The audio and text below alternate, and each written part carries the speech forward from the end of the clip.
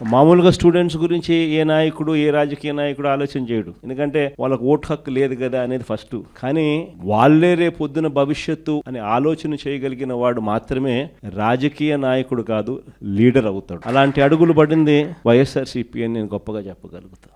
మొట్టమొదటి అడుగులు English medium వైపులో అడుగులు పడ్డాయి. బడులు మార్చాలి, గవర్నమెంట్ బడులలో చదివే పిల్లలు కాంపిటేటివ్ గా ఒక ఆస్పిరేషన్ గా ఎవరైనా కూడా why should anybody go to Narayana, why should anybody go to Chaitanya, why should anybody go to any private పెద్ద స్కూల్. మన గవర్నమెంట్ స్కూళ్ళు ఎందుకు అలా లేవు? మన గవర్నమెంట్ స్కూళ్ళు ఎందుకు ప్రైవేట్ స్కూళ్లతో పోటీ పడే పరిస్థితి ఎందుకు లేదు? గవర్నమెంట్ స్కూళ్ళ ప్రైవేట్ స్కూళ్లతో పోటీ పడే పరిస్థితి వచ్చినప్పుడు, లేదా ప్రైవేట్ స్కూల్సే గవర్నమెంట్ స్కూల్స్ తో పోటీ పడే పరిస్థితి తీసుకొచ్చినప్పుడు అప్పుడు పేదవాడి జీవితం బాగుపడుతుంది అన్నది మొట్టమొదటి సీడ్ అక్కడి నుంచి పడింది. ఆ సీడ్ లో భాగంగా వేగంగా అడుగులు మార్చాం.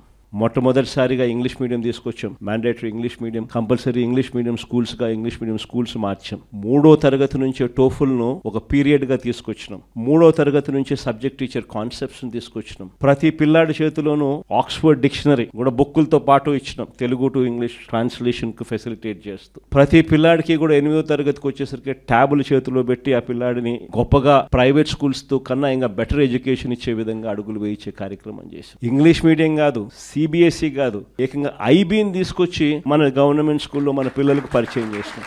ఐబీ వాళ్ళు జెనీవా నుంచి వచ్చి మన స్టేట్ గవర్నమెంట్ తో పనిచేయడం మొదలుపెట్టారు. 2025 first class, 2026 second class, 2027 third class and so on and so fourth పెట్టుకుంటూ 2035కి వచ్చేసరికి మన పిల్లలు 10th క్లాస్ ఎగ్జామ్ ఐబీలో రాసే విధంగా ఐబీ జెనీవా వచ్చి స్టేట్ గవర్నమెంట్తో పనిచేయడం మొదలుపెట్టింది.